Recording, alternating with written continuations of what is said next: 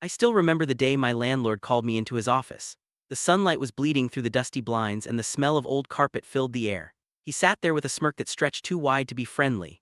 I thought it was just another casual chat about maintenance or maybe the leaky faucet I'd been complaining about.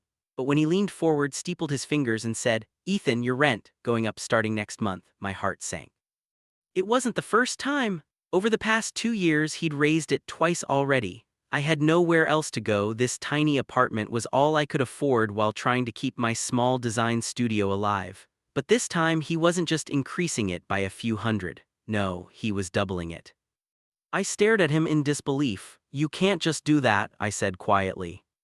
"Oh, I can," he replied, shrugging. "Market's up, demand's high, you're lucky I'm not kicking you out." That sentence, "you're lucky I'm not kicking you out," burned into me like acid. I walked out of that office feeling humiliated, angry, and defeated. For years I'd been barely surviving, scraping by on freelance projects, trying to pay rent and eat at the same time. And now this man, who barely knew my name beyond the rent checks I handed him, wanted to crush me even more. That night I couldn't sleep. I sat by the window of my small apartment, looking down at the streetlights flickering over the cracked pavement. I'd grown attached to this place. It wasn't much, just a studio with thin walls and a creaky floor, but it was mine. Every corner held memories of long nights designing logos, dreaming of success, and praying bills wouldn't swallow me whole. My neighbor, Mrs. Green, a sweet old woman in her 70s, knocked on my door the next morning. She looked upset. "He's raising my rent too," she whispered. "I've been here for 25 years and now he wants me out." Something in her eyes broke me. She wasn't just a neighbor, she was family. She baked cookies for everyone in the building every Christmas. She helped me fix my power when it went out last winter. And now this greedy landlord wanted to throw her out too.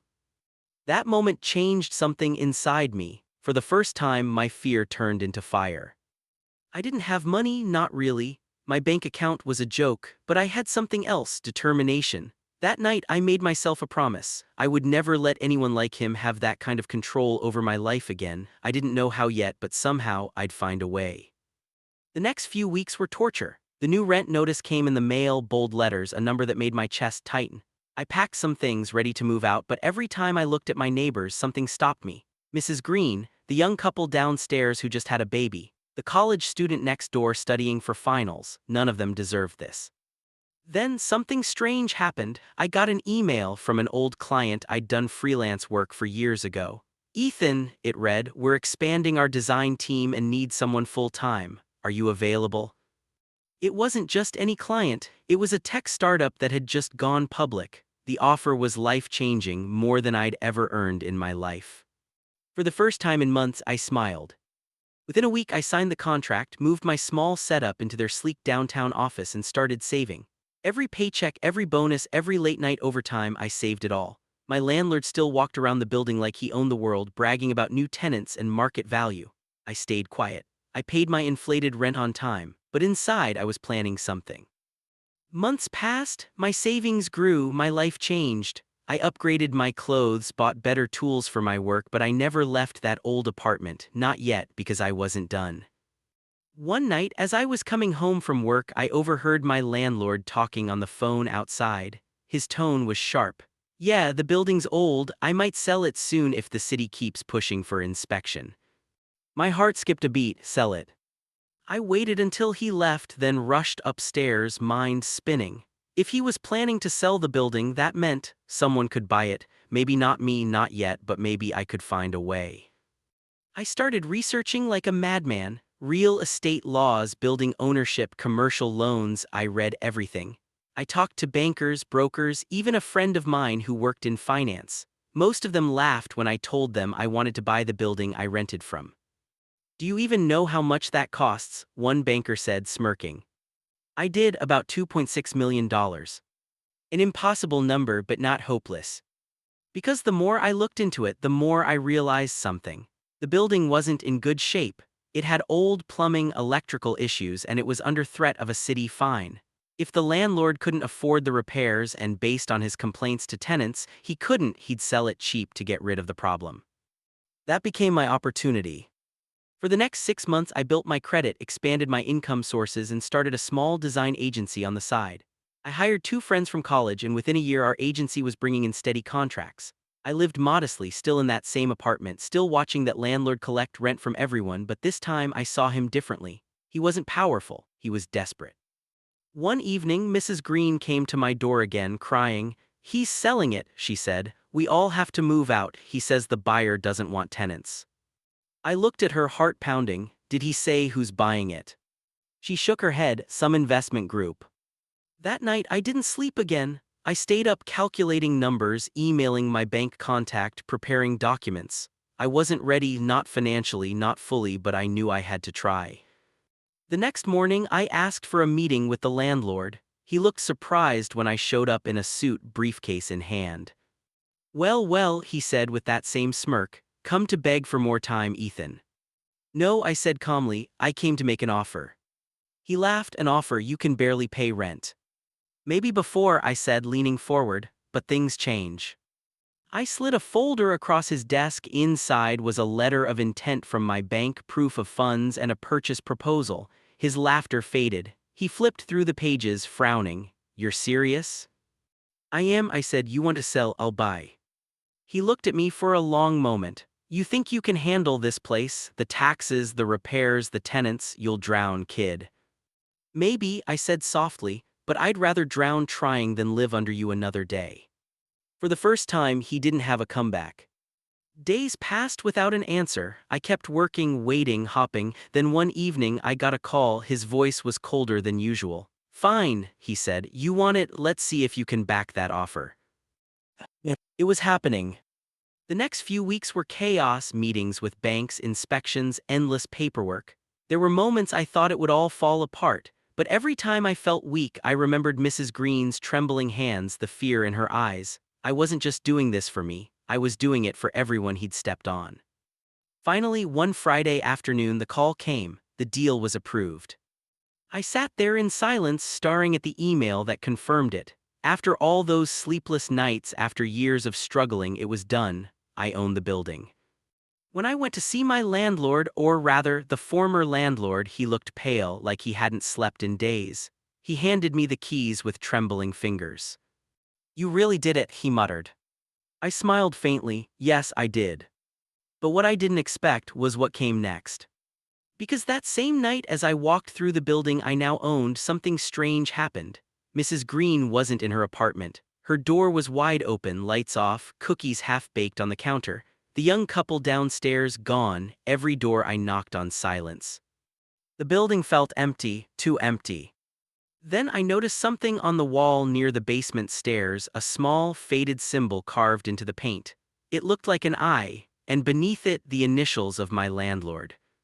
That was the night I realized this building had secrets I didn't buy.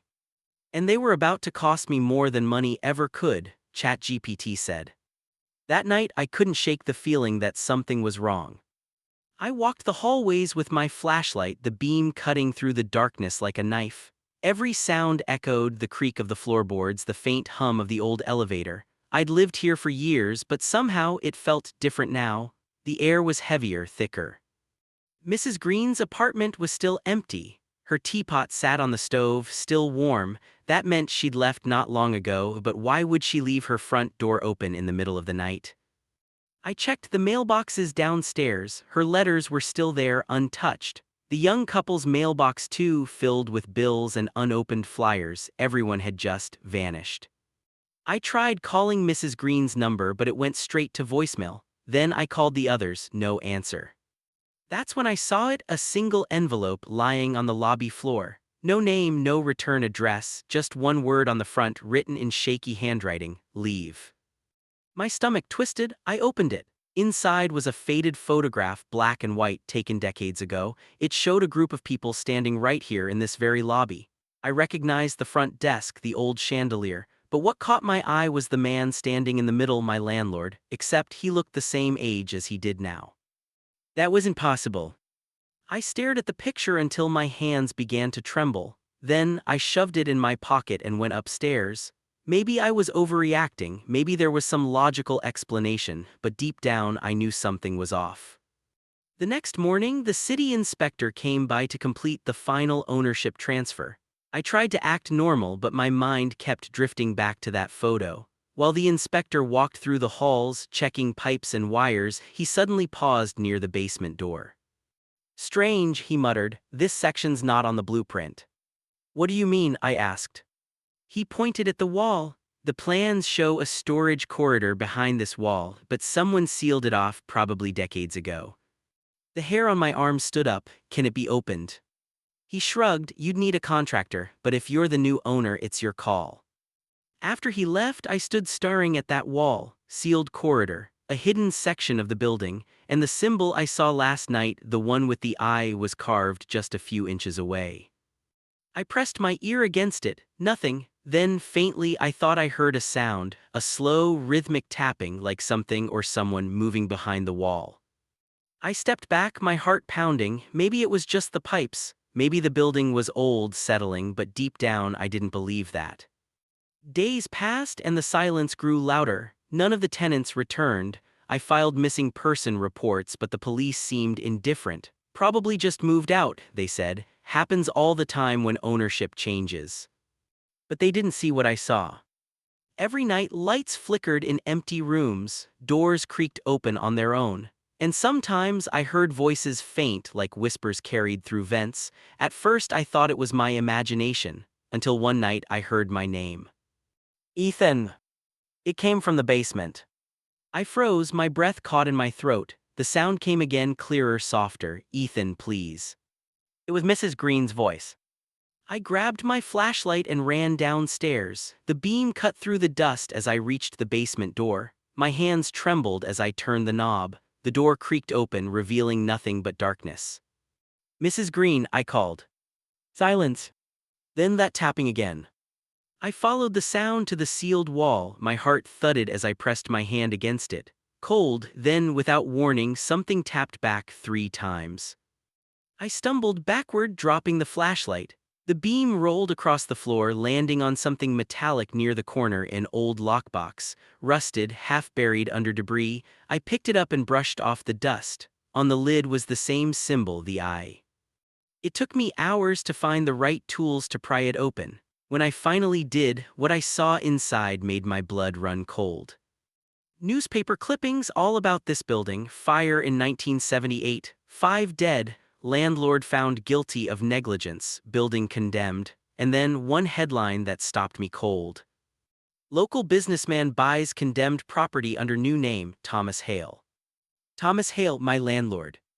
But that fire, that was over 40 years ago. How could he still look the same?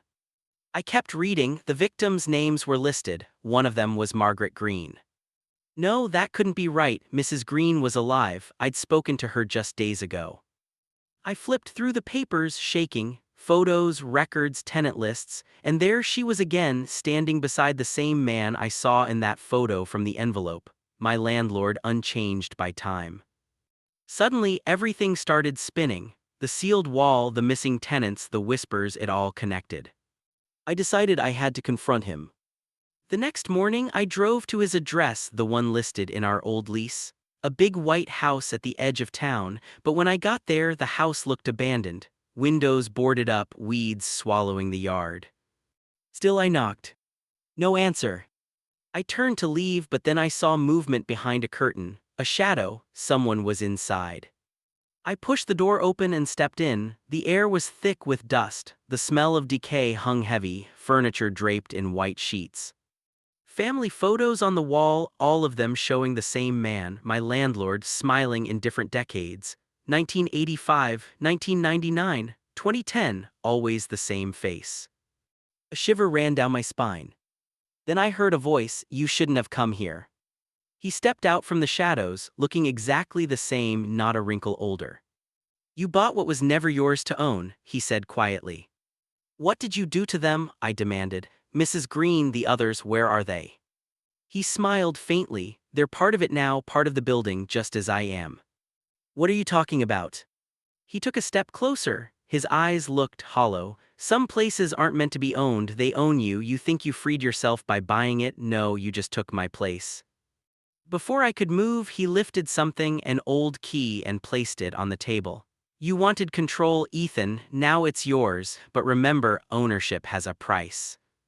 Then he walked past me, out the door, and disappeared into the fog. I ran outside, shouting his name, but he was gone.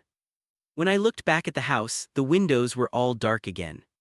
That night, I returned to my building, and found the front door open. Inside, every light was flickering, every hallway humming with a strange vibration. I could feel the air pulsing like a heartbeat.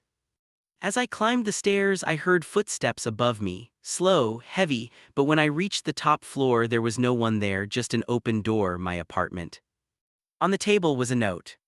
Same shaky handwriting, same message. Leave. But this time underneath, a second line was added. Before it owns you too. I wanted to run, every instinct screamed at me to get out, but then I thought of Mrs. Green, of the others who vanished. I couldn't just leave them. So instead I went back to the basement. I stood before the sealed wall, hands trembling. I could still hear the faint tapping like before, but now there was something else, a whisper, a plea. Help us. I knew then that the answers, the truth, were behind that wall. So I grabbed a hammer, raised it high, and swung. The plaster cracked, dust filling the air. Again and again I hit it until a hole opened. A cold draft spilled out, carrying a smell I can never forget, damp earth and something metallic like rust and blood. I shone my flashlight through the hole, and what I saw made my knees give out. Behind the wall was a room, small, dim, lined with old bricks, but it wasn't empty. There were shapes, faint, pale still. Bodies. Frozen, mummified figures, dressed in clothes from different decades. And in the center of the room, an old chair with shackles. Sitting in that chair was someone I recognized instantly. Mrs. Green. Her eyes were open, and she was smiling. My mind froze. The beam of my flashlight trembled against the wall as the sight before me refused to make sense. Mrs. Green, her body perfectly still, skin pale like paper, eyes open yet lifeless. The faint smile on her face wasn't peace, it was terror that had calcified into a grin. For a few seconds I couldn't move, I couldn't breathe. The basement was silent except for the faint hum of the pipes overhead, like the building itself was holding its breath, waiting to see what I'd do.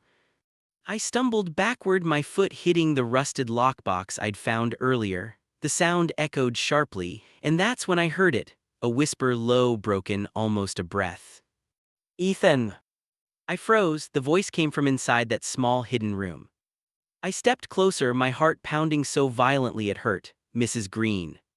There was no response, only that same whisper again, fainter this time, like someone calling from deep underwater. Then the lights went out. Pitch black. My flashlight flickered twice and died. I smacked it against my palm, praying for even a second of light, but all I heard was a soft creak from the other side of the wall, something moving. I turned and ran up the stairs, 2 steps at a time, bursting into the hallway, gasping for air.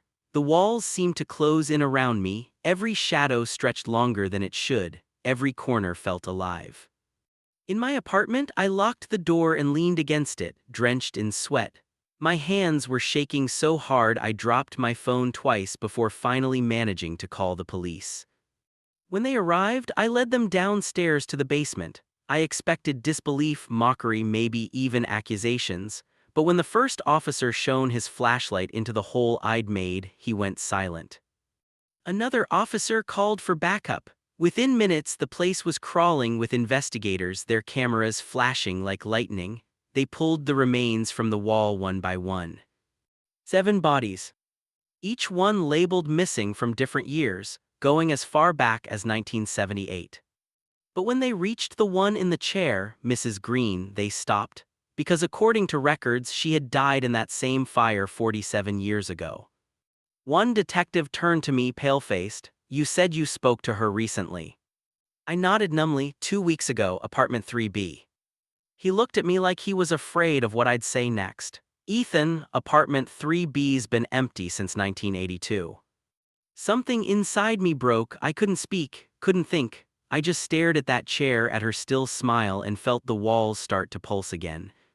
They told me to leave while they processed the scene, but I didn't go far. I stood outside the building in the cold night air, staring up at the windows that had once felt like home. One by one, the lights began turning on again, each window glowing faintly yellow like eyes opening in the dark. But there was no one inside. And then I saw her. Mrs. Green standing in her window looking down at me, same floral dress, same gentle face, only now her eyes were black. The next morning, I checked into a motel outside the city. I couldn't step foot back in that place. The news spread quickly: human remains found in historic apartment building.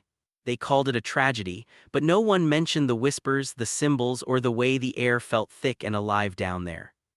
I tried to sell the building. No one would buy it. Every buyer backed out after visiting the site. The property agent stopped returning my calls. Even the city inspector who first discovered the sealed wall vanished. His office said he resigned suddenly and moved away. Weeks passed, my business fell apart. My employees quit, saying they couldn't reach me anymore, and maybe they couldn't because I wasn't the same person anymore. I'd wake up at night hearing knocking sounds from nowhere. Sometimes my phone would ring, and when I answered, I'd hear that same whisper, "Ethan." I started drinking, barely sleeping, living like a ghost in the motel. But one night when I looked out the window, I saw something that made my blood freeze. Across the street, parked under a flickering streetlight, was my landlord's old car, the same one he drove the day I confronted him. I rushed outside barefoot, but when I got there, the car was empty. The driver's door was open, the keys still in the ignition, and on the passenger seat lay the old key he'd given me. The metal felt ice cold in my hand. A note was taped to the dashboard, one sentence written in the same handwriting as before. "You can't run from what you owned." I dropped the key and stumbled backward, my breath fogging in the air. When I looked up, I saw the reflection in the car window, not mine. His, my landlord's face staring back at me. I screamed and ran, not stopping until I reached the edge of town. But the worst part came days later. When I checked my bank account to plan my escape, I noticed something strange. My balance was dropping fast. Property tax payments, maintenance fees, utility charges for tenants who no longer existed, automatic deductions. The building was still operating on paper, as if people were living there. Except they were. That night I got an email, no sender, no subject, just a message. "You accepted the price, now you belong to it." Attached was a photo, grainy black and white, the lobby again, but this time there was someone new in the picture. May. Standing right in the middle. After that, things got worse. I began seeing shadows everywhere, behind mirrors, in the corners of my motel room. Sometimes in my sleep I'd wake up to find dust on my hands as if I'd been digging. One morning, the motel manager knocked on my door. He said I'd been walking the hallways at night, muttering about blueprints and keys. I didn't believe him until he showed me the security footage. It was me holding that old key, walking barefoot, whispering, "It's mine now." I smashed my laptop, threw away my phone, and drove to another state. I thought distance could break the curse. I thought I could start over. But the nightmares followed, always the same. I'd be back in the basement, standing before that sealed wall. Only this time it wasn't sealed anymore, and beyond it the room stretched endlessly. Row after row of chairs, each holding someone I once knew, each with their eyes open, smiling. And in the last chair sat me. When I'd wake, my hands would ache like I'd been holding something heavy all night. Once, I even found plaster dust under my fingernails. The last straw came yesterday. I received a legal notice in the mail from the city. They were notifying me about a mandatory structural inspection at the property I still apparently owned. But the address listed wasn't mine. It was the motel. My stomach turned to ice. I looked up, and outside my room window I could see it again, the faint symbol scratched into the wall beside the door, the same eye. That's when I understood it was never about the building. It was about ownership, about control. And now it had chosen me. I couldn't sleep that night. How could I? Every sound, the hum of the air conditioner, the ticking of the wall clock, felt alive. It was as if the building itself was breathing with me, watching me, testing me. I realized then that this was no longer just my building. It owned me. Every shadow, every creak of the old wood, every whisper in the dark, it all belonged to it. I packed my bag, stuffing only the essentials: phone, wallet, a few dollars in cash, and the old key. I told myself I'd leave before sunrise, but the moment I stepped into the hallway, I knew something was wrong. The carpet, usually a dull brown, was soaked, but not with water. It was thick, sticky, dark. Every step made an unsettling squelch, like the floor itself was alive. I followed the hallway, each step heavier than the last, my heart hammering so violently it felt like it might burst through my chest. The air had grown thick, suffocating, as if the building was breathing around me. Then, in the far corner, I saw her. Mrs. Green.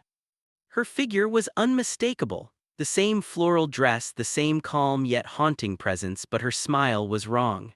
It was wider, unnatural, stretched over her pale face, and her hand was raised, not waving, not greeting, but pointing. I tried to run, but the door behind me slammed shut. I rattled the handle, shaking, my palms slick with sweat. It wouldn't budge. I was trapped. "Why are you doing this?" I shouted. "What do you want from me?" Her smile didn't move, but her voice, soft, chilling, and omnipresent, answered. "You bought us." In that instant, everything clicked. The missing tenants, the sealed wall, the whispers, the symbols, they were all mine. My sense of freedom had been an illusion. By buying the building, I had accepted a price I had never imagined. Suddenly, the floor beneath me gave way. I crashed down, the world spinning, dust filling my lungs. The flashlight bounced away, casting brief flickers of light across the basement. The air was thick with damp, smoke, and something metallic iron. I crawled toward the sealed wall that had once held those hidden rooms, but it was open now, a yawning black mouth. I should have turned back. Every instinct screamed at me to flee, but something, curiosity, guilt, some deep sense of responsibility, pulled me forward.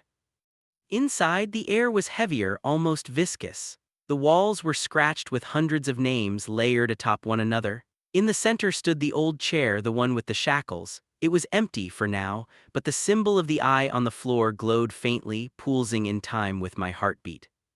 I stepped closer, dread twisting my stomach. Shadows started moving, forming shapes, faces flickering like smoke. The tenants, every single one, their hollow eyes locked on me. I stumbled backward. I didn't mean to. Mrs. Green appeared in front of me, her skin pale, black veins crawling like roots. "You did," she said softly. Her icy hand pressed the key against my chest. Fire shot through me, but I couldn't move. My body no longer obeyed. My hands rested rigidly on the chair's armrests. My vision blurred. I felt as though the ground itself had vanished. When I opened my eyes, I was sitting in the chair. The room around me was empty again. The walls were pristine, untouched. The smell of damp and decay was gone. I tried to stand, I tried to scream. Nothing. My body was no longer mine. I looked down at my hands. They were gray, cracked, as if carved from stone. From the corner of the room, I heard the faint hum of movement, voices. Real ones, people walking above me through the floor I had fallen from. "Be careful on the lower floor," said a man's voice. "The buyer's inspection is next week. Apparently, the property is changing hands again." A female voice laughed softly. "Who would want this creepy old place?" They passed over me without noticing, like I didn't exist. I wanted to warn them. I tried to scream, but my voice refused. Then a name began etching itself into the plaster of the wall, slowly, deliberately. S. Murphy. The new owner. The chair released me. I could move again. My legs were stiff, but I stood. The building's hum changed. It felt alive and yet calming. The hallway I had known for months now looked normal, peaceful almost. On the lobby counter lay a folder, property transfer papers, freshly signed. My name had been crossed out. Someone else owned the building now. For the first time in months, I felt light, free. I stepped outside into the crisp morning air. Sunlight warmed my face. Maybe it was over. But when I turned, I saw her again. Mrs. Green. Her hand rested gently on my shoulder. "Thank you," she whispered. "We needed a new caretaker." I spun around. She was gone. Only her voice remained, fading into the soft hum of the building. I left town that night, driving until the gas light flickered. I didn't care where I was going. Distance felt like the only escape. At a small diner off the highway, I sat alone, sipping cold coffee, trying to convince myself that the nightmare was over. I flipped over the bill to sign it and froze. On the back, stamped in small letters, my old building's address. Beneath it, notice of ownership transfer, Ethan Cole, effective immediately. My hands shook. The waitress leaned closer. "Are you okay, sir?" she asked. Before I could answer, the lights flickered, once, twice. And then I heard it again, the faint whisper from the walls. "Welcome home." I ran into the cold night, panic surging. My vision scanned the horizon, and there it was, my building, towering, glowing faintly in the dark. The doors open, waiting. It finally hit me. You can buy a building, you can sell it, you can leave. But once you own it, it owns you. No matter how far you run, no matter how long you escape, you will always end up standing at the door, key in hand, ready to go home. But it didn't stop there. Each new owner, each signature on a paper, every key handed over, it's part of the building's cycle. It keeps absorbing, collecting, waiting. The whispers, the shadows, the frozen smiles, they are the proof. I drove that night, desperate, but the nightmares followed. Every hotel room, every highway rest stop, the same whispers, the same faint rustling at the edges of my vision. I'd wake with dust on my hands as if I had been digging through walls in my sleep. One morning, the motel manager knocked on my door. "You've been wandering the halls at night, muttering about keys and blueprints," he said. He handed me the security footage. It was me, walking barefoot in the hallways, whispering, "It's mine now." I tried to convince myself that leaving would break the cycle. I left the state, I left the city. But one evening, while sitting at a diner in a small town, I glanced out the window. And there it was, my building, standing impossibly close, glowing faintly against the dark sky. Its windows alive, its doors open. And I finally understood. Once you take ownership, you can never truly escape. I sat there, heart hammering, staring at the building in disbelief. The whispers came again, soft but insistent, rising from the walls of the diner itself. "Welcome back." I bolted from the diner into the cold night, but the building, it followed, or maybe it never left. That's when I realized the truth. Ownership isn't a transaction, it's a trap, a binding, a contract written in whispers, shadows, and souls. I could run, but one day it would find me. And I would be back, key in hand, standing at the door, waiting for the next owner to take my place. Because a building like that doesn't just stand. It waits. It remembers. It owns. And I had learned the hardest lesson. You can try to leave. You can try to escape. But once you own it, you belong to it forever.